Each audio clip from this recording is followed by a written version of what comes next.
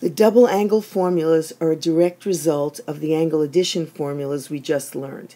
Here's an example of cosine A plus B, which we already know is cosine A times cosine B minus sine A times sine B.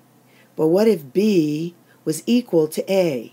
We'd get cosine A plus A instead of B is equal to cosine A times cosine A again, minus sine A times sine A again, giving us cosine 2A is cosine squared A minus sine squared A, the first of the double angle formulas. Cosine 2A is the only double angle formula that has three forms, and that's because sine squared plus cosine squared equals 1, your favorite Pythagorean identity. And that has two versions. 1 minus sine squared equals cosine squared, and 1 minus cosine squared equals sine squared. So if we take this formula for cosine 2A and we replace cosine squared A with 1 minus sine squared A, we end up with two of them, and the formula 1 minus 2 sine squared A, the first substitution or variation of our original cosine squared minus sine squared.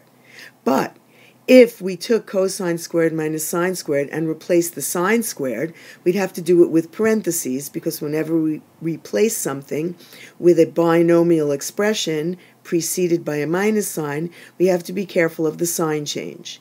And that gives us cosine squared A minus 1 plus cosine squared A. There are now two of these, and we have 2 cosine squared A minus 1, the third of the cosine 2A identities. So we have the original, we have this one, and we have this one.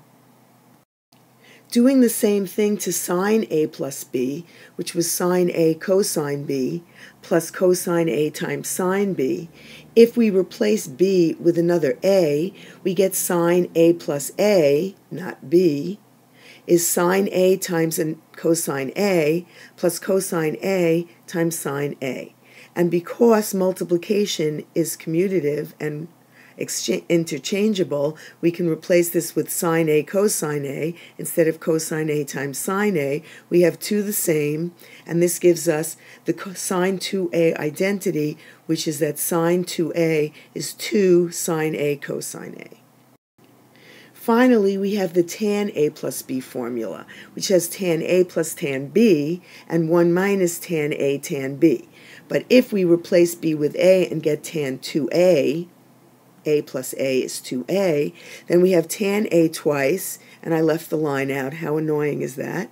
And we have 1 minus tan A times tan A on the bottom, which gives us 2 tan A on top and 1 minus tan squared A on the bottom. If you know me at all, you know that I absolutely have to put in the line, even though it's messy, and learn to live with it.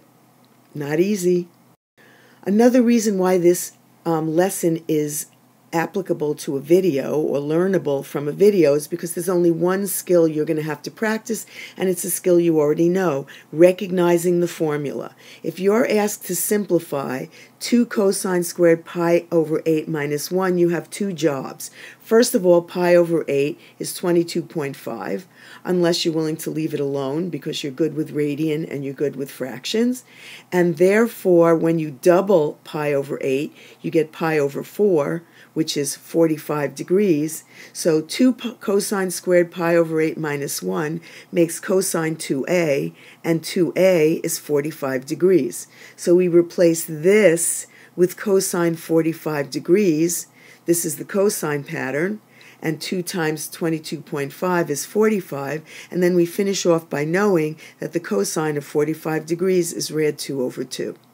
I made you an assignment on haiku to practice this one skill of recognizing the formula they give you, replacing it with the correct double angle formula, and then, when necessary, finding the simplified version of it. I hope you have a good time with it. I miss you guys, and I'll see you all tomorrow.